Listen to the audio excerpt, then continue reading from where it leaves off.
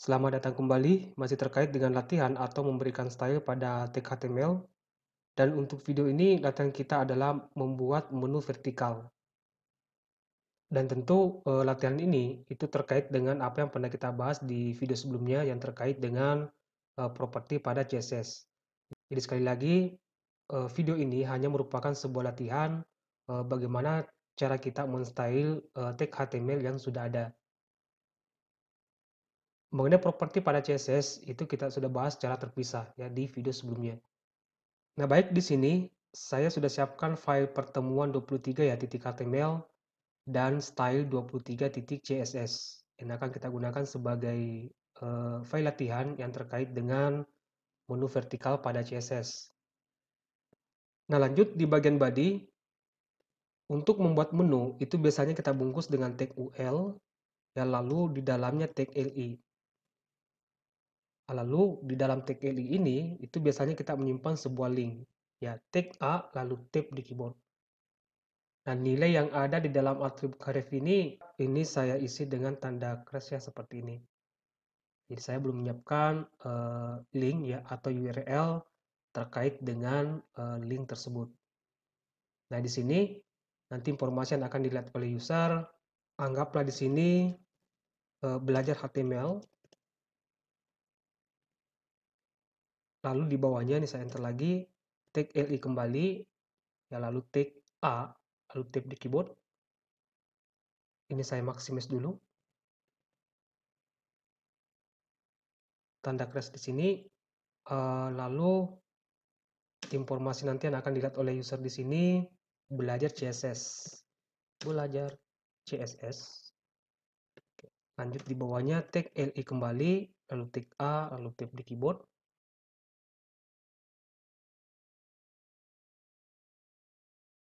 Ya, 5 sudah cukup. Ini kembali saya buka setengah desktop untuk Visual Code dan setengah lagi untuk aplikasi Google Chrome-nya ya. Oke, kita refresh di sini. Di pertemuan 23, saya refresh. Nah, di sini kita sudah punya 5 buah link ya. Belajar HTML, CSS, JavaScript, PHP, dan MySQL. Nah, selanjutnya kita akan coba berikan style kelima link ini ya. Di style 23.css, atau ini kita speed down ya. Klik kanan di bagian file style 23.css, kemudian pilih split down. Nah, ini saya close ya. Jadi yang di atas itu adalah file HTML, yang di bawah itu file CSS.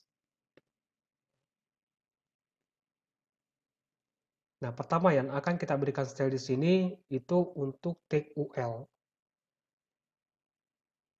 Kita akan menghilangkan tanda bulat ini ya. Selektornya adalah tag UL. Propertinya list style.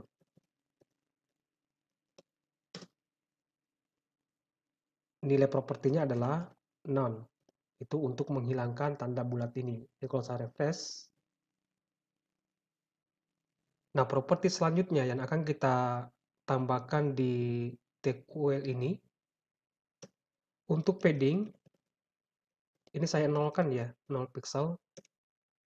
Kemudian marginnya ini saya nolkan juga supaya kita punya kendali penuh terhadap padding dan margin.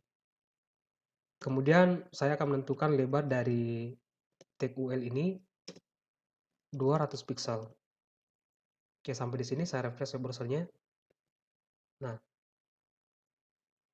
dia akan rapat di sisi sebelah kiri ya, dan di bagian atas. Ya, karena kita sudah menghapus margin dan padding default dari tag UL.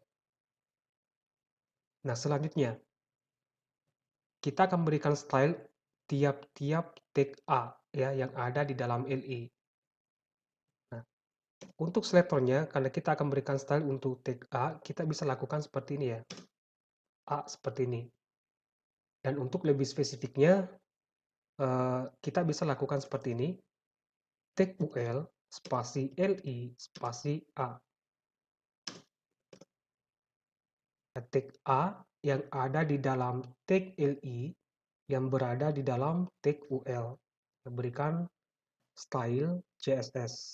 Jadi spasi di sini kita baca di dalam ya. Ini untuk menghindari ya, supaya nanti ketika ada tag A, itu tidak kena properti ini. Properti yang akan kita berikan di tag A ini, itu properti display. Display block. Ya, supaya semua tag A itu berjejeran ke bawah. Ya, karena kita tahu bahwa display default dari tag A itu adalah inline. Akan berjejeran ke samping ketika dilihat hasilnya di browser.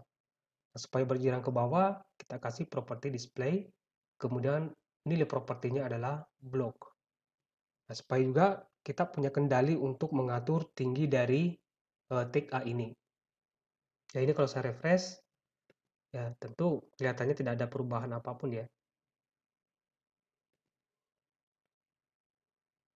Lanjut di sini, kita akan berikan padding di sebelah kiri menggunakan properti padding left. Ini akan saya geser sebanyak 10 pixel. Saya refresh dulu, kita lihat hasilnya.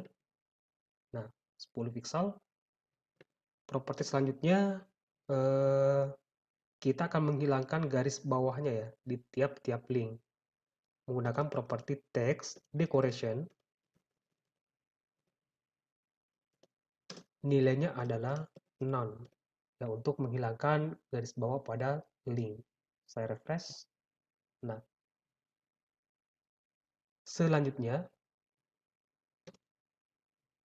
kita akan menambahkan background color ya di tiap-tiap tag A. Menggunakan properti background color.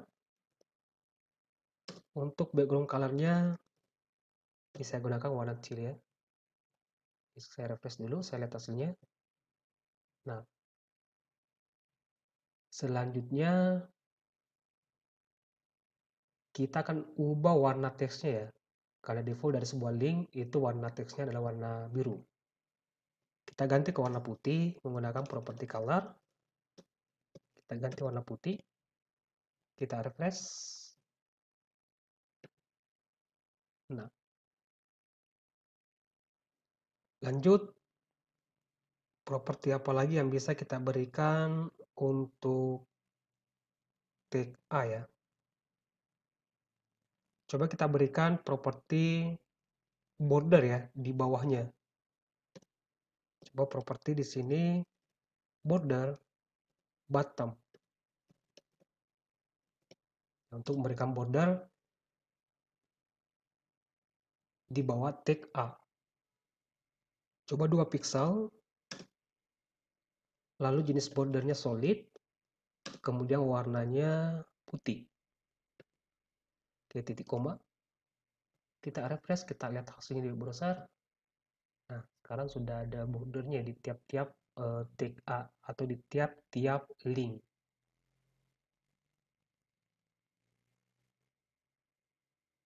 Selanjutnya, ini masih terkait dengan tag A ya. Coba kita naikkan ukuran hurufnya ya. Menggunakan properti font size. Coba kita naikkan di sini 20 pixel. Saya refresh. Iya, 20 pixel. Ini saya scroll sedikit.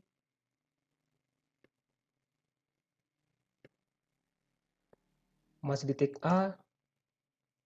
Coba kita tambahkan properti height di sini ya. Kita naikkan tingginya sebanyak 30 pixel.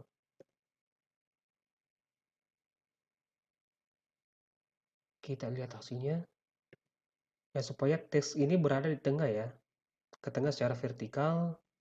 Nah, di sini kita bisa gunakan properti yang namanya line height ya. Juga pernah kita bahas di video sebelumnya ya, yang terkait dengan properti pada CSS. Untuk length height-nya ini kita sesuaikan dengan tinggi dari tag A ini ya, yaitu 30 pixel. Di sini 30 pixel. Jadi ini hanya untuk mengakali supaya teks yang ada di dalamnya itu ke tengah secara vertikal. Ya, jadi nilainya itu sesuai dengan tingginya. Kalau tingginya 30, maka nilai properti hacknya juga 30. Kalau saya refresh, nah coba jika saya naikkan di sini, yang hacknya saya naikkan 100. Oke, saya refresh. Nah, supaya ke tengah, line hacknya itu harus 100. Saya refresh. Nah, tapi kita tidak ingin seperti ini ya. Saya kembalikan ke 30. Ya, 30 pixel. Kita refresh. Nah, bagaimana jika kita berikan style khusus untuk tag A ini ya?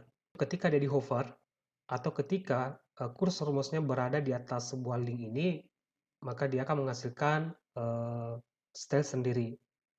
Misalnya background color-nya berubah, kemudian warna teksnya juga berubah.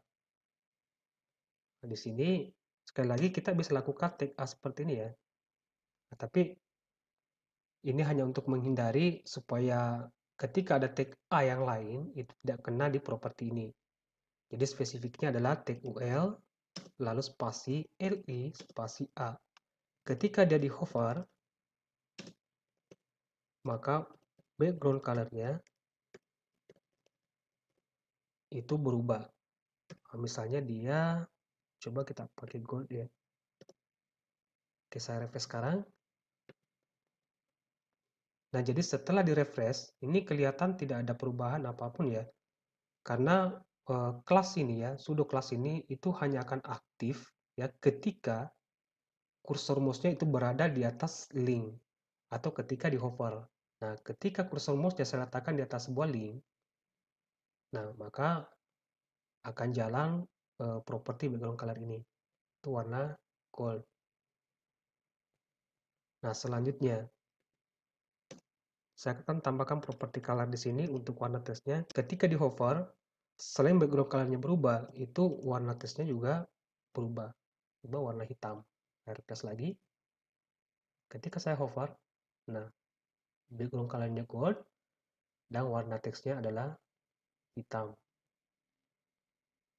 Atau jika kita ingin menambahkan properti yang lain, ketika dia di hover, maka jenis hurufnya juga berubah. Kita gunakan di sini properti yang namanya font family. Ketika di hover, maka jenis hurufnya diganti jadi Arial.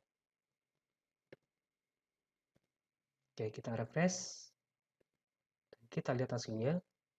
Nah, ketika di hover, maka ketiga properti ini itu akan jalan, yaitu background color, kemudian color, lalu font family.